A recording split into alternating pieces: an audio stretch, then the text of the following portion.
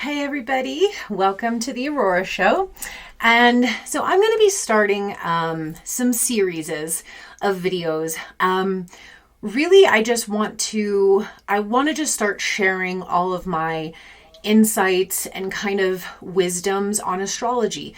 It's something that I've always been passionate about, and I've been self-studying astrology probably since I was like 16 or 17 years old. And, I think there's so many amazing modalities in the world in terms of like self-discovery, self-development, bettering ourselves, learning about ourselves, healing. And for me, it's always just been astrology. It's a language that I understand, that I love, and I also really love that astrology is always evolving. There are so many different types of astrology. There are so many different layers to astrology. So there's always a learning process. It's never like you just know everything. There's always new things to dive into, new things to learn. And so I've just always loved this modality so much. And so I've been thinking a lot,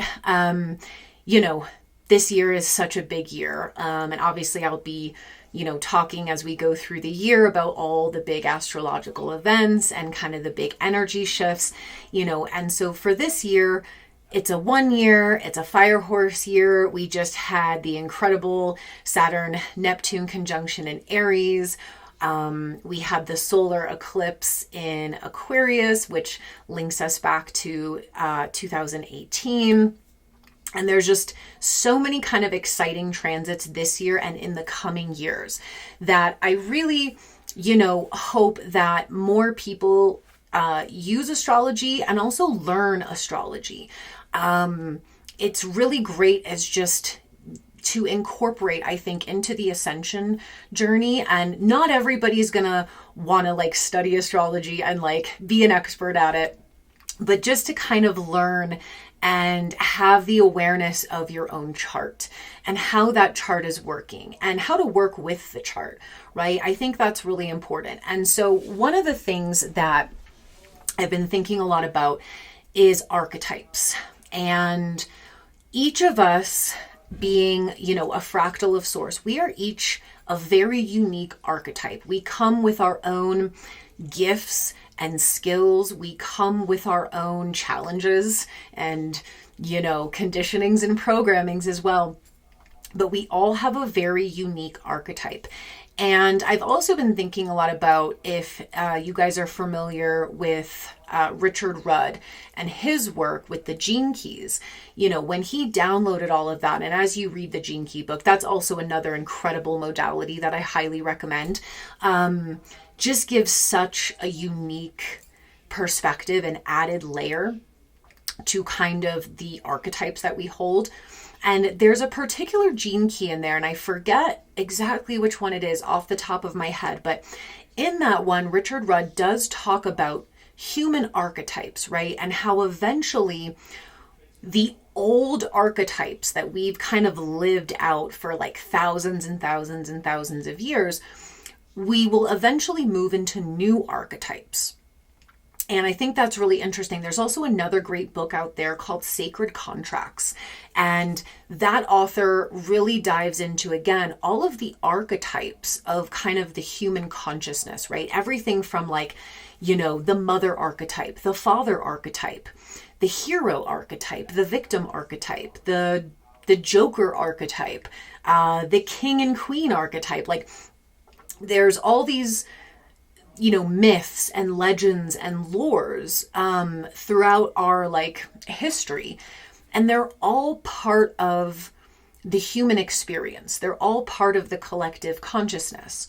And I've just been feeling that this is going to be a big year where we're all going to start moving into new archetypes, but also that our particular like story arc is going to develop, because I see this whole human experience, and especially this particular lived experience, right, in this like ascension process, that there is this kind of overarching storyline, and we are all characters within that storyline, right?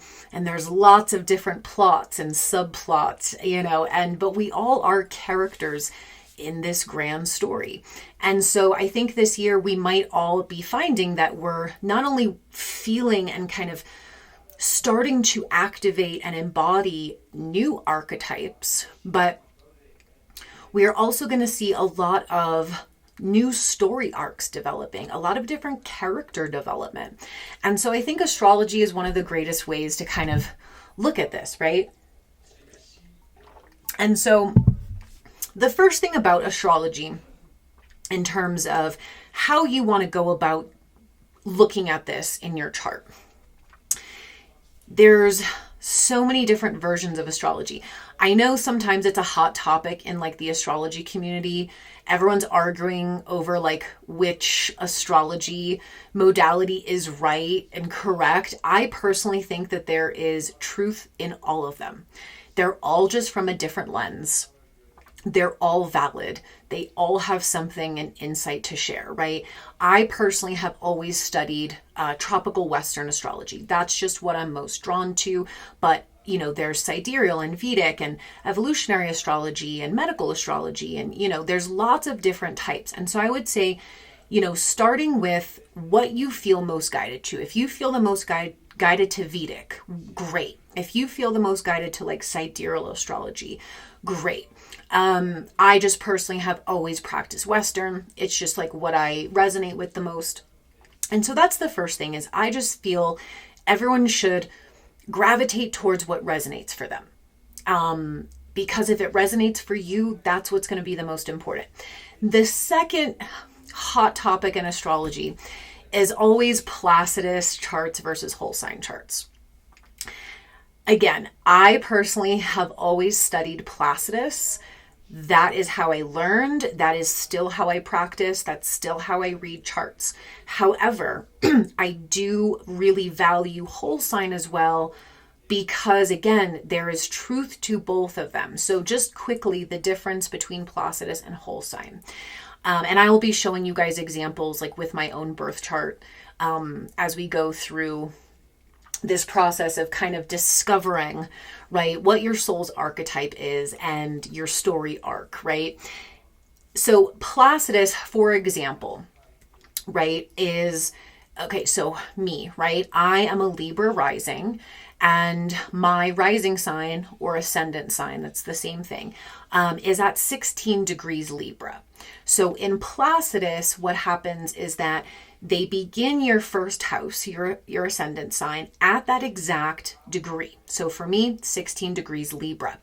And then, of course, the software, right, the way that they calculate mathematically the birth chart, it will usually end up that you have multiple signs, usually two, sometimes some people can even have 3 signs that are landing in a particular house. So like for me, my first house is split between Libra and Scorpio. My chart's kind of very symmetrical in a way. Not everybody's is, but and then my second house is pretty much split half Scorpio, half Sag, and it keeps going like that, right?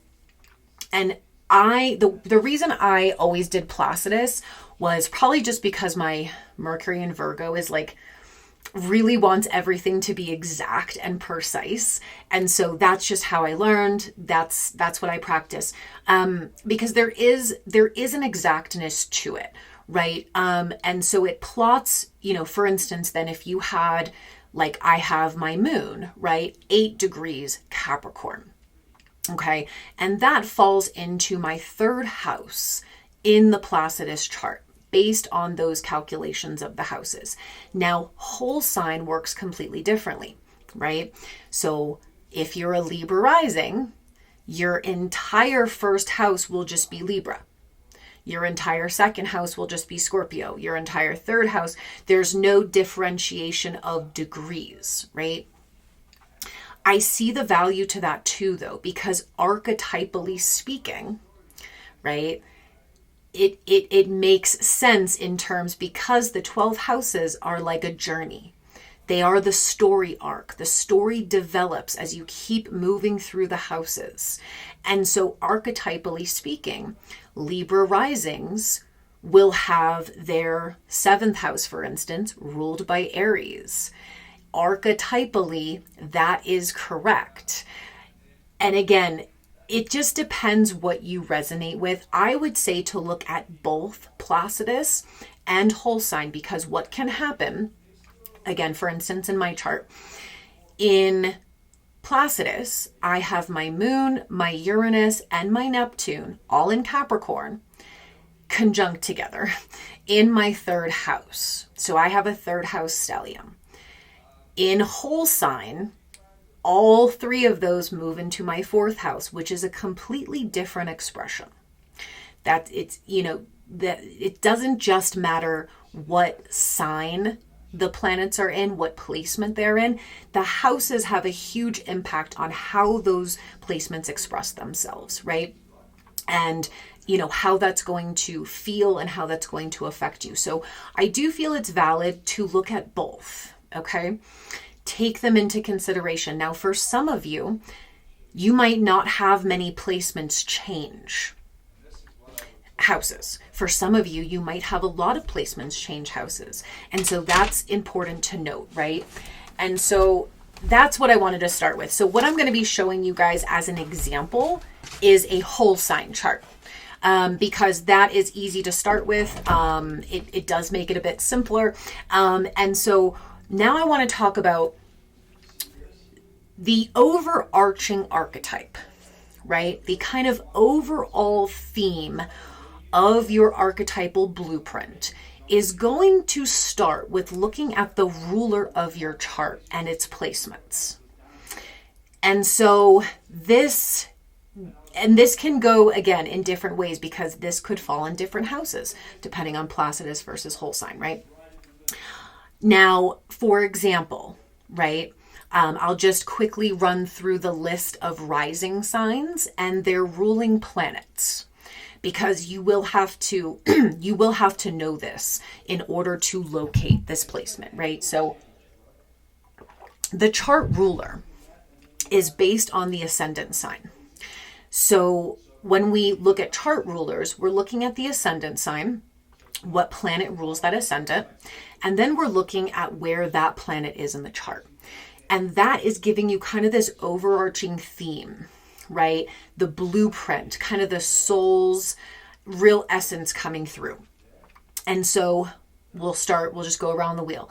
Aries first. If you have an Aries rising, your chart ruler will be your Mars, okay?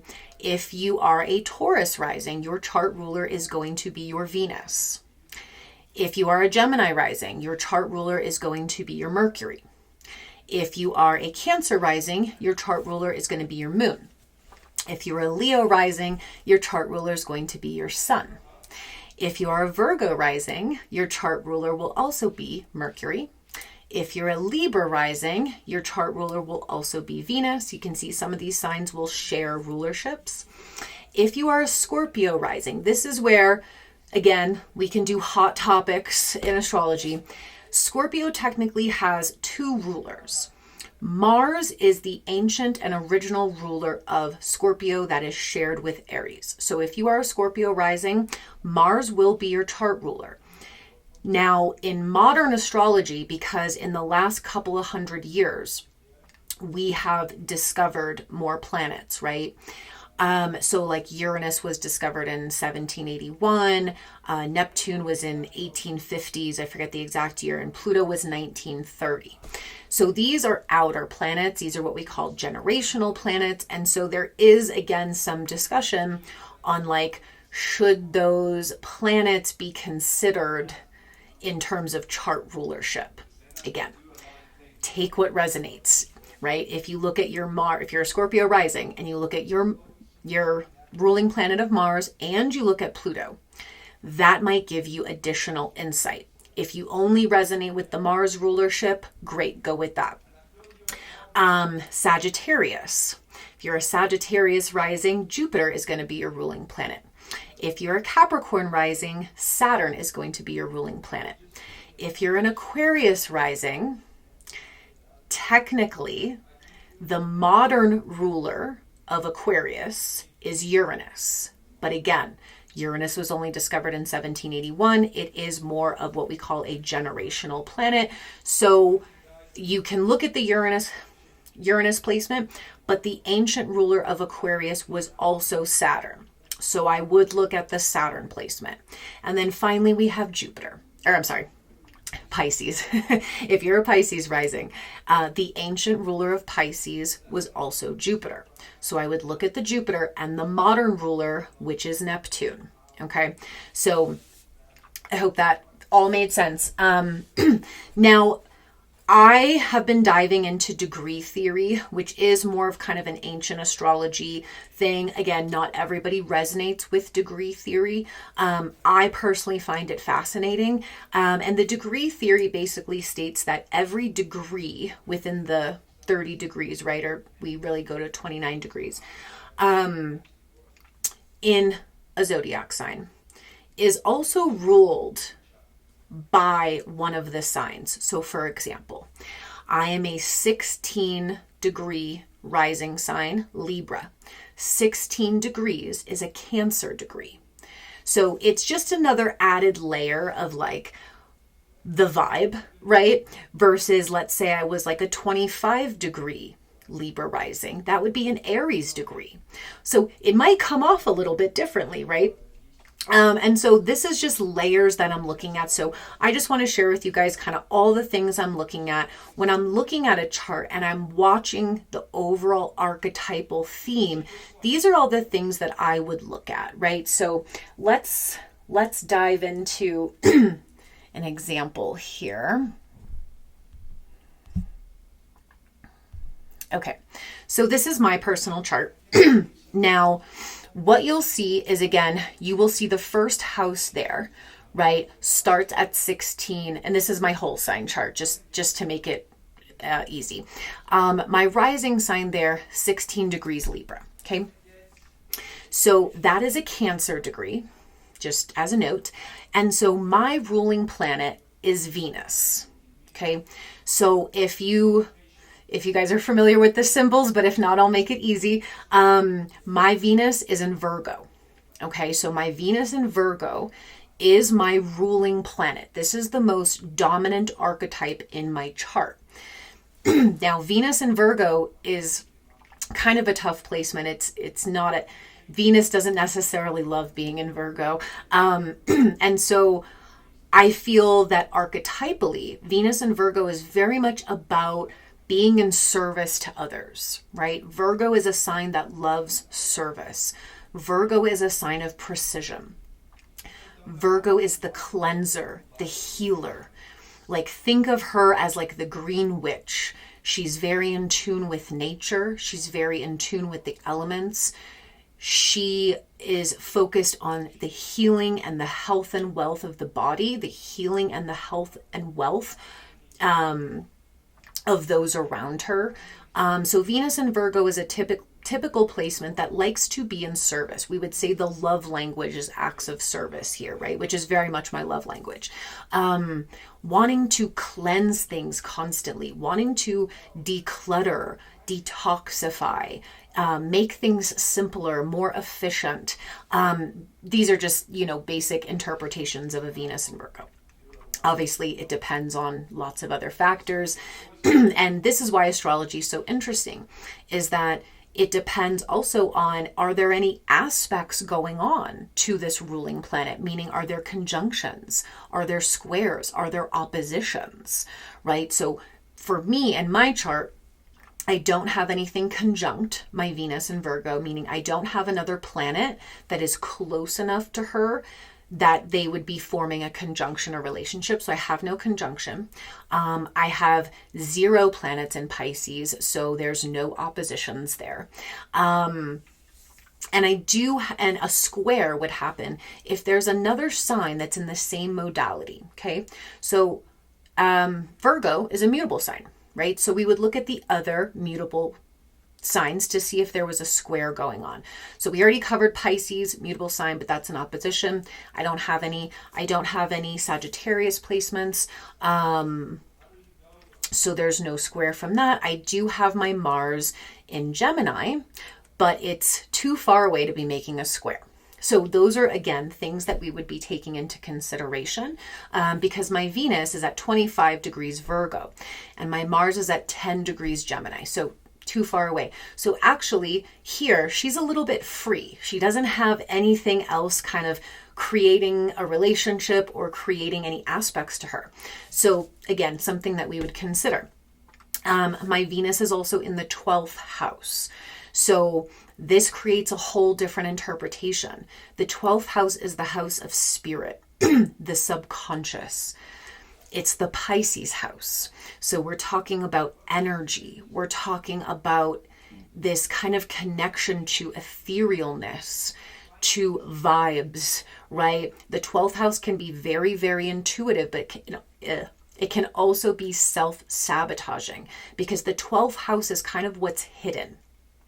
Sometimes it's hard for us to have awareness of what's going on in our 12th house. It's a subconscious house. So in like traditional interpretations of the 12th house, they're always like, it's like ruled mental institutions and hospitals and places of isolation, and mental illnesses and things like that. And of course there are those factors, because the 12th house, you're exiting the realm of matter.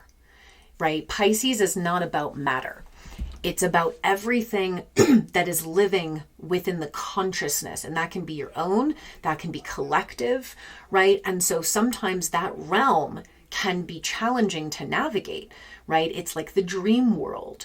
And so it does take a lot of practice. So if you, for instance, have your chart ruler in the 12th house, this is going to take a little bit more time to really connect to. And I think that what really benefits, if you have any planets in the 12th, but specifically your chart ruler, is you're going to have to do a deep dive into the 12th house to connect with the chart ruler, to really understand it. So the 12th house requires solitude, meditation, introspection. It's a very intuitive house.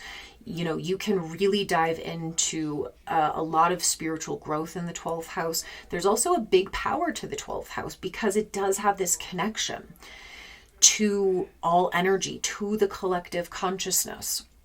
And so it's almost this house of the unknown that has to be explored, and there's lots of layers to it. So that's my particular chart ruler, right? This archetype for me is very dominant. So I think in my life, just maybe looking at how that archetype developed was with the Virgo aspect and the 12th house aspect, is I do love service. And that's, always kind of been part of my life story, if you will. But I also really enjoy, right? Virgo is the details. Virgo is creating the precision and taking things that seem complicated and distilling them into simplicity. And in the 12th house, that is spirituality, right? I feel like astrology is very 12th house coded sometimes. It's an art form. Yes, you have to learn the basics and the technicalities, but the rest is very artistic in a way. It's intuitiveness. And so I've always loved to help to teach about spirituality, all the forms, ego death and healing and metaphysics and astrology. And so we can maybe kind of see how that archetype is a huge part of my overarching storyline, right? Now, my Venus is also at 25 degrees. 25 degrees is an Aries degree.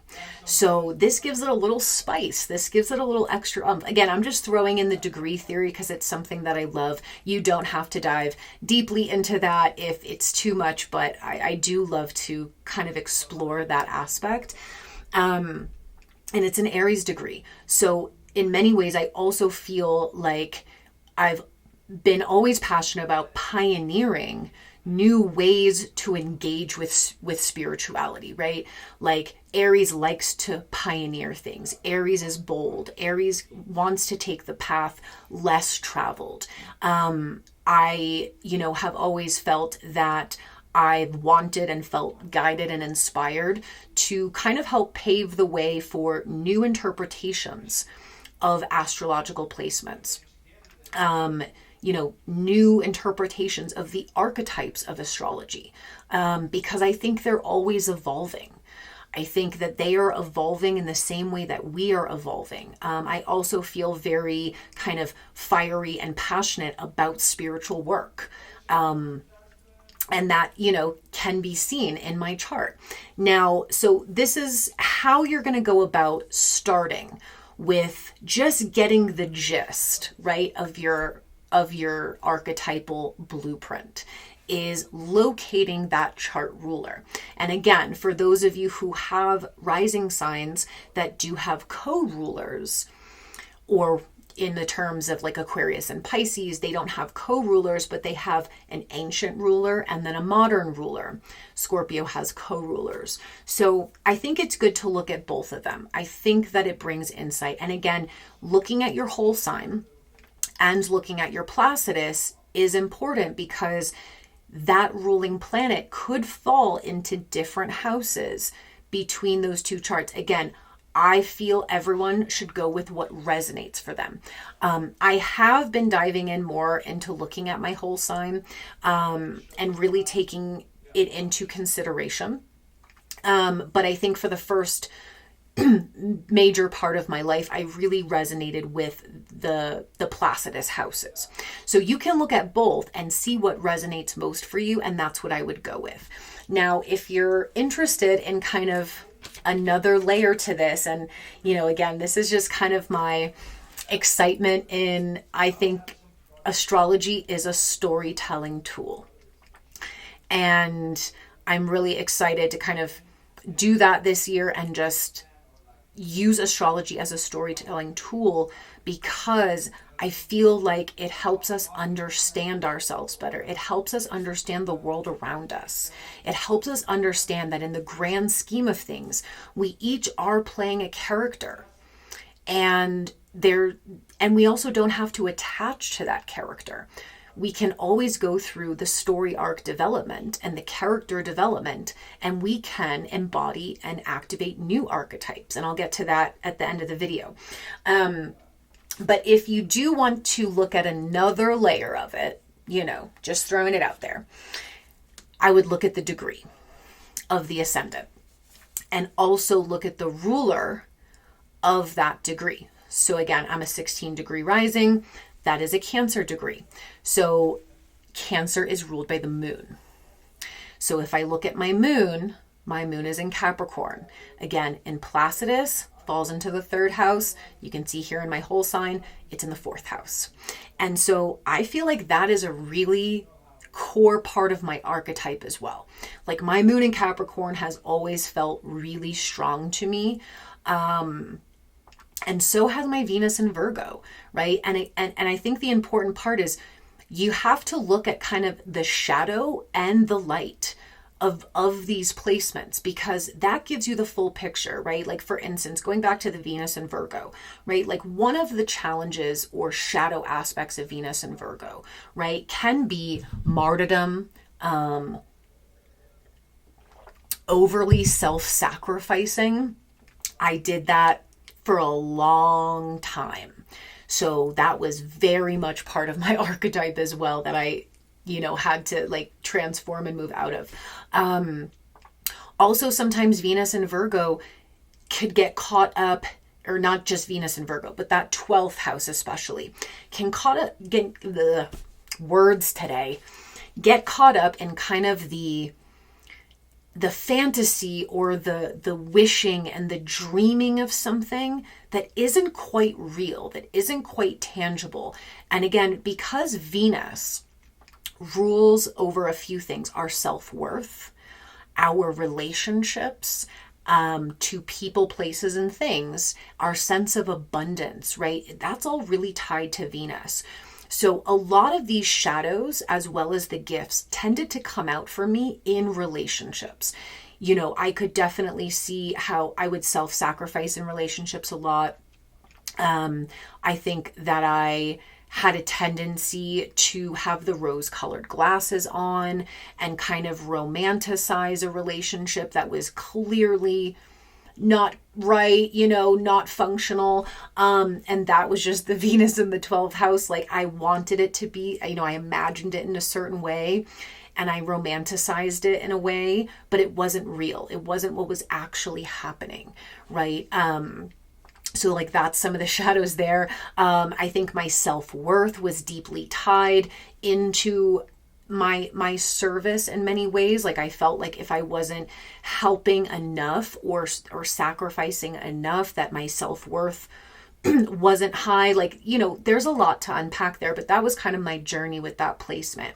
If I was to take into consideration, the 16 degrees, and that is Cancer ruled by the moon, my moon in Capricorn has also been a major archetype in my life. In that third house in Placidus, I really craved and desired to learn as much as I possibly could in life.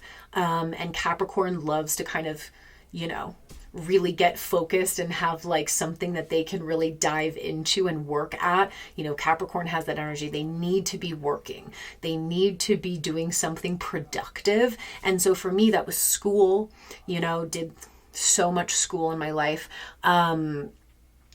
Always wanted to just keep learning and learning more and reading so many books and researching. And like, it was a really core part of my life. Now in whole sign, it's in the fourth house, right? And I can also see how a main archetype of my life was really finding like what fulfilled me and what made me feel successful and what made me feel grounded and, in my realm of home and family, right? And that was a big part of my life too, like kind of being an overachiever, really caring a lot about like people closest to me and my environment and my home. And these are ways that the archetypes are going to express. So those are what I would start with. And this is part of your story. This is your archetypal story. Now, I'm going to continue this series. And what I felt that I would do was I would go through the story arc of each rising sign, right? Because the wheel is a timeline. And it's the way that the character development happens. So I will continue on this series and be doing videos of just discussing the story arcs of each rising sign, because that's what makes us unique. And then of course, within that storyline, right, as you're moving through each house, if you have a planet in that house, right? If you have multiple planets in that house, if that house is empty for you, that's going to be an added kind of onion layer, an added flavor to that storyline. And so I'll continue on with that. And then I was just going to end with, I feel another great not form of astrology, but another added thing that I will be looking at this year in particular in terms of character, storyline development, and new archetypes coming in is to look at the progressed chart.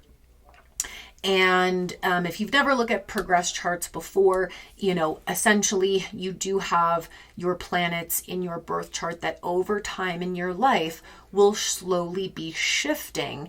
And they don't happen quickly. It depends on the degrees and everything. But for the most part, there are certain points in your life where you will have certain placements that have progressed into the next sign and, probably into the next house.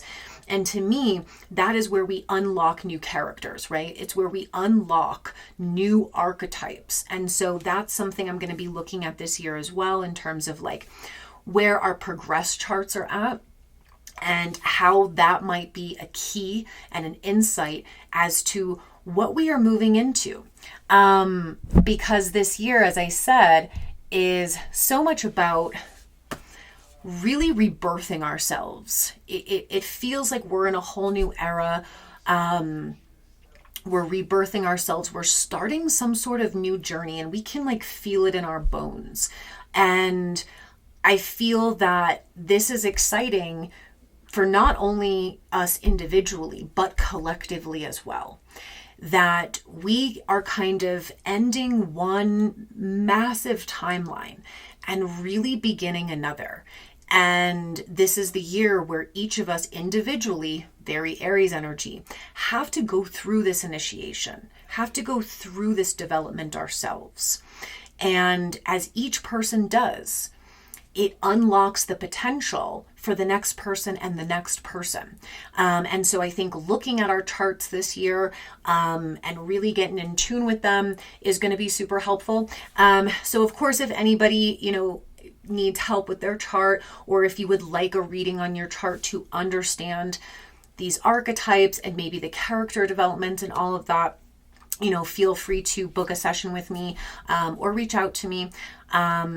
But yeah, so I will be continuing this series, but just wanted to start out with that. Love you guys. Hope you guys have a great rest of your February, and I'll be back soon.